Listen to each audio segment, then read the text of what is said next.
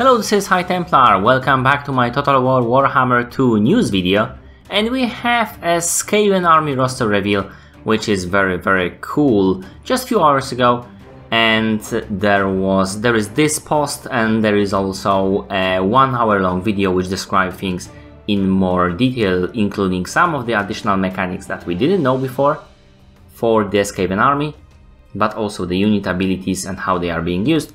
If you don't want to watch entire video, you can watch mine, which will be more compressed and also will contain some of my thoughts on the matter. So, without further ado, amazing graphics. This is description of the Skaven in general and the legendary lords Quick and Head Taker. What I wanted to start, if you want to know more about this guy's lore, I will maybe do a video on that as well, or you can watch my general Skaven lore video. But for the mechanics for the Skaven in all, there are two cool abilities. One is called Strength in Numbers. So when those guys have more health, well, or the most, you know, the full, they will have higher leadership, and probably they will hit better, similar like the High Elves it was described, but they will be a bit slower. They will still be a little bit faster than humans, like by the factor of 8, I believe, speed 8 higher, that was described.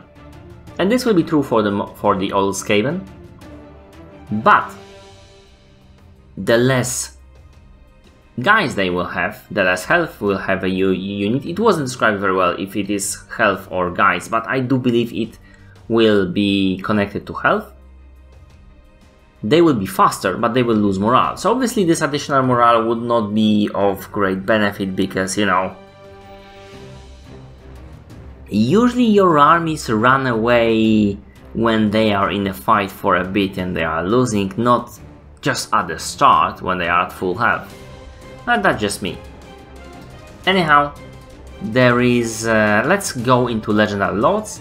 And first is Quick Head Taker, who is a very offensive guy. He has high leadership, which is unheard of in other Skaven.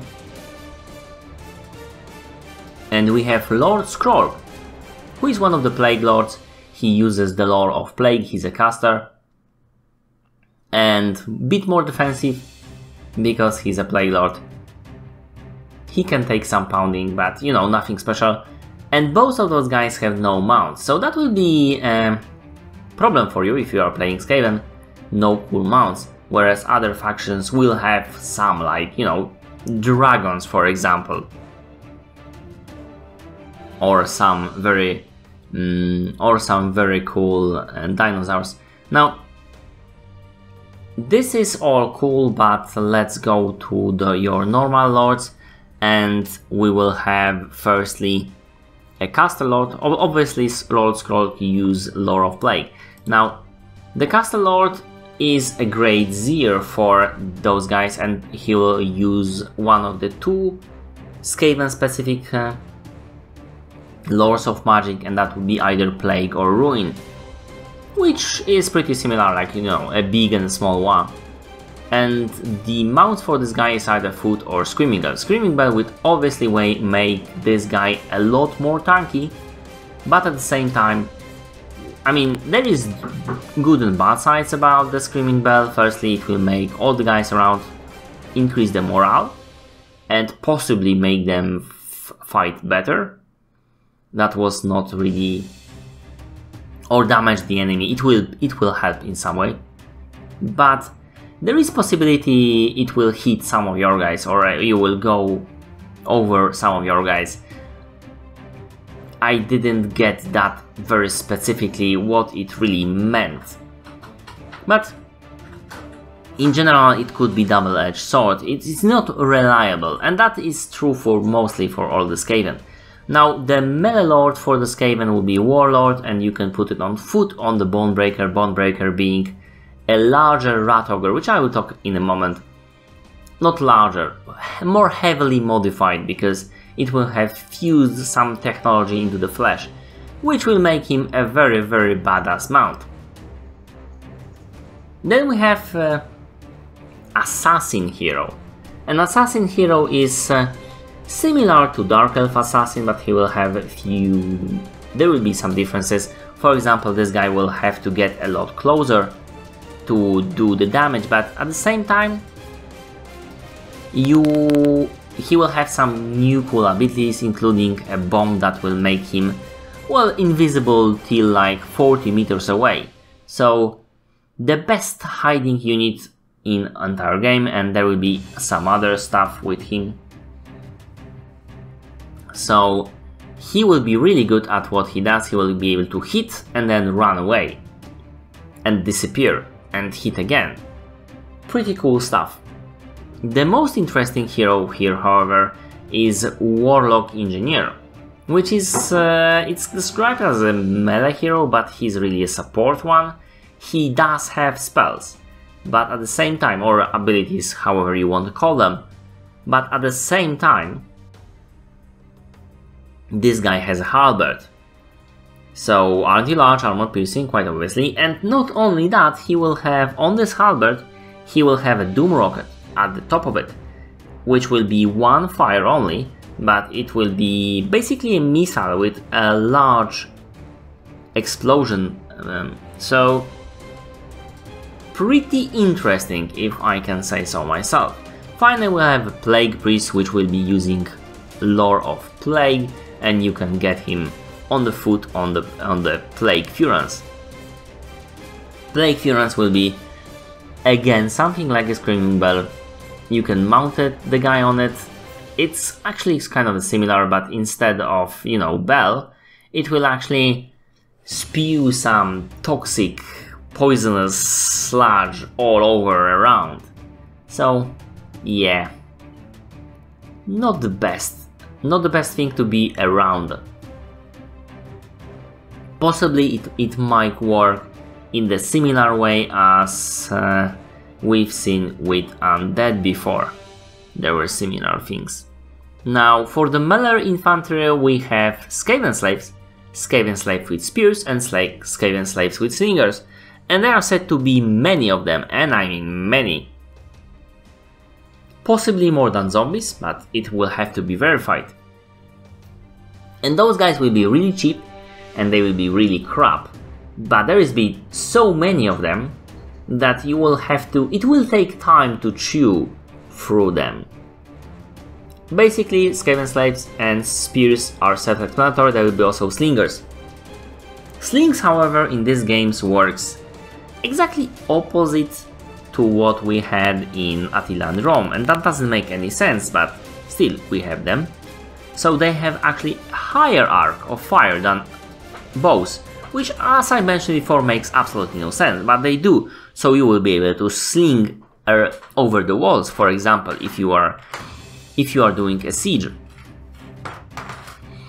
And the Skaven Slaves will be very, very cheap. They said it's like 4 Skaven Slave slingers for 1 crossbowman from the Empire. So they will be not very accurate, but you know, there is lots of those stones flying around. Then we have your normal infantry, which will be the Clan Rats. Clan Rats with shields, Clan Rats with spears, and Clan Rats with spears with shields. Those will be basically equivalents of your Empire troops, like, you know, swords and spears, but they are said to be more or less the same. But I do believe they will have lower leadership. So they will lose the fight theoretically, but then they will be able to scurry away and then attack again. Possibly we'll have to wait and see. And finally we have elite of the melee infantry, and these are Storm Vermin with halberds and Storm Vermin with swords and shields. And those guys will be uncommonly expensive for Skaven, and there will be many of those guys in a unit, more than, say, greatswords, but they will be on the same level as greatswords, for example, which is very cool because we'll have high level halberd unit for the Skaven, and they will need that with all those monsters and cavalry. Now the other two infantry would be Plague Monks and Plague Monk Sensor Bearers. Those guys will be very offensive. They will be, again, they are zealots, so lot higher leadership. They will have frenzy, and you can build different army from the normal Skaven army, but they will be obviously more expensive. And then we have missile infantry, and the missile infantry is really cool because we have lots of those guys, and even some that weren't really in the lore, starting from the Night Runners. And the Night Runners are not as much, I mean, all of those guys are really not precisely missile infantry, they are more of a hybrid. There will be less of them than of the clan rats, for example, but those guys will be throwing stars, and they will be throwing stars in 360 degrees, fire arc, and while moving. So, and they will have the dodge ability, which I don't know how it works, but they will have it. And the slingers, well, slingers will not be able to fire while they are running, and probably not in the 360, but they will have higher range and they will have more arc of fire, which is pretty cool. And then you have Gut Runners, which are basically upgraded version of Night Runner, pretty expensive. They will be able to handle the set in the combat. Not that Night Runners can't, but should lose at some point. Also we'll have Gut Runners with poison, which will be again slowing down whoever is chasing them.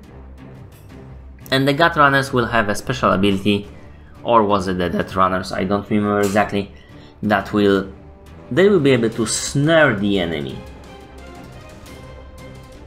Yeah, the snare will be actually, as I read from my notes, on the Gut Runners. So not only they will be able to slow down the guys, but they will be able to stop them altogether.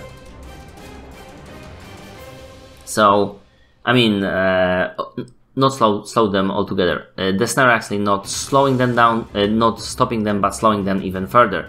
What I mean is that you cannot catch the gutter runners with the demigryphs, because if the demigryphs they will get poisoned, slow them down, and then when they will get close, they will get snared, and then the gutter runners will run away and fire those throwing stars at all times.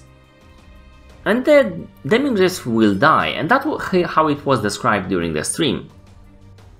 And the gutter runners with slingers, and slingers with poison, pretty much the same. The death runners will have absolutely insane abilities, and one is halving the armor, and the other one is concealment bomb, which I described before with the assassin. So those guys will be pretty hardcore. Now for the weapon teams, so far we'll have only warp fire throwers, which we've seen already. And if you've seen any of the videos online, you will be able to see them. They are pretty cool stuff, and Quick is starting with 1 unit of those. They will make they will make a leadership debuff on the enemy that is getting hit, but at the same time they will do a massive damage, but they will be vulnerable to, well, pretty much everybody else. And the same will go for Poison Wind Globadiers.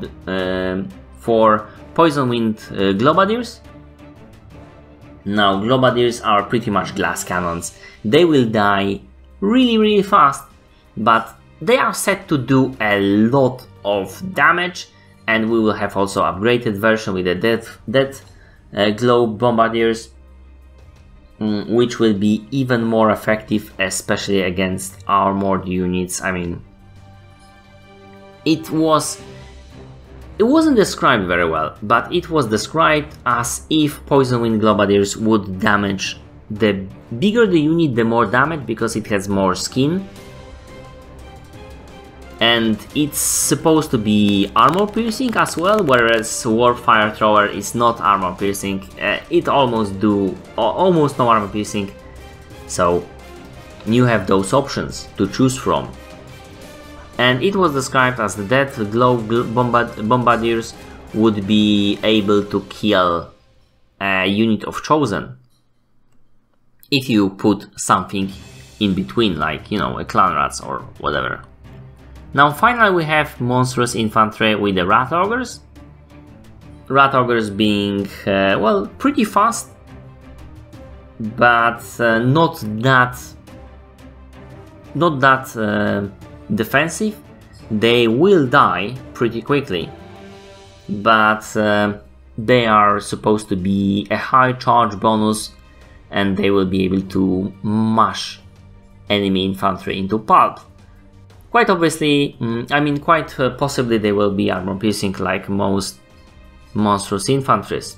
For the artillery we will have Plague Claw Catapult, which will be throwing that poison damage on the enemy. And then we have Warp Lightning Cannon, which is described as a sniping gun, almost, doing very high damage. For the vehicle we have a Doom Wheel, which will be damaging everything around it. So it was described that you can drive around the enemy units and damage them, but you also can ride into them for quite nice damage. And finally we have a Hell Pit Abomination. Hell Pit Abomination, one fun fact, will be actually...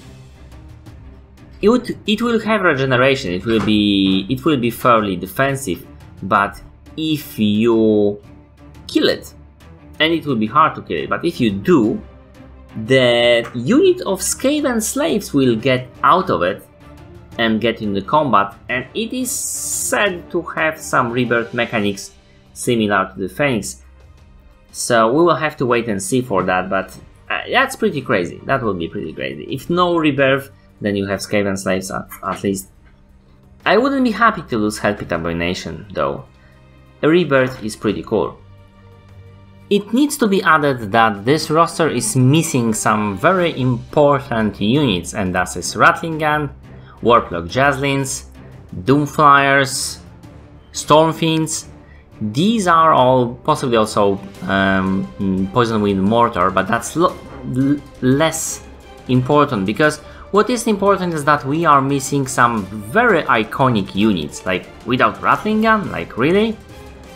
And that makes me think that this will go with the first Skaven DLC that will give us 2 more Legendary Lords and some more units, and this will be probably Clan Murder and Scryer DLC.